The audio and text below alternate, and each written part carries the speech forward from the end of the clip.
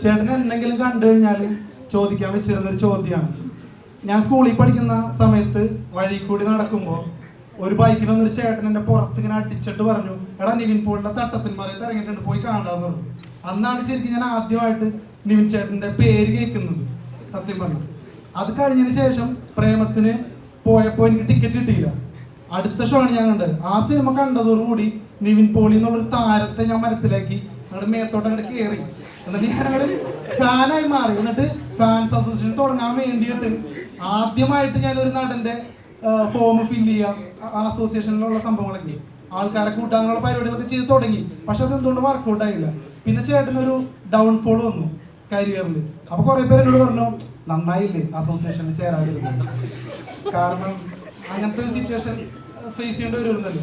പക്ഷെ പിന്നെ ഈ സർവ്വമായയിലൂടെ ചേട്ടൻ്റെ ഒരു തിരിച്ചുവരവ് നടന്നിരിക്കുകയാണ്. ശരിക്കും പറഞ്ഞാൽ നിവിൻ പോളി തിരിച്ചു വന്നടാ എന്നുള്ള രീതിയിൽ ഞങ്ങളെപ്പോലുള്ള കുറേ പേർക്കാണ് ഭയങ്കര സന്തോഷമായത്. ശരിക്കും പറഞ്ഞാൽ കുറേ നാളായിട്ട് ഡെസ്പായിട്ടിരിക്കുകയായിരുന്നു നമ്മളൊക്കെ. ഓക്കെ, അപ്പോൾ ഈ ഡൗൺഫോള് അത് കഴിഞ്ഞിട്ട് വരുന്ന ഈ ഒരു സക്സസ്, ഇതിനെയൊക്കെ ചേട്ടൻ എങ്ങനെയാണ് നോക്കി കാണുന്നത്? പിന്നെ ഫാൻസ്, ഇപ്പോഴും അങ്ങനെ ഒരു വർഗം ഇവിടെ ഉണ്ട്, നിവിൻ പോളി ഫാൻസ്.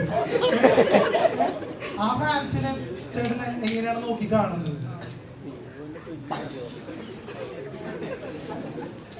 അല്ലാതെ എനിക്ക് തോന്നുന്നു എല്ലാ നടന്മാരും എല്ലാ നടിമാരും അല്ലെങ്കിൽ എല്ലാ ടെക്നീഷ്യൻസ് സിനിമയിലുള്ള എല്ലാവരും കടന്നു പോകുന്നൊരു ഫേസാണ്. ഒരു കയറ്റാർഹങ്ങളിലൂടെ ആയിരിക്കും കടന്നു പോകുക. അപ്പോൾ എനിക്ക് ഉയർച്ച ഉണ്ടായിട്ടുണ്ട്, താഴ്ച ഉണ്ടായിട്ടുണ്ട്. അത് നല്ലതാണെന്നാണ് ഞാൻ മനസ്സിലാക്കുന്നത്.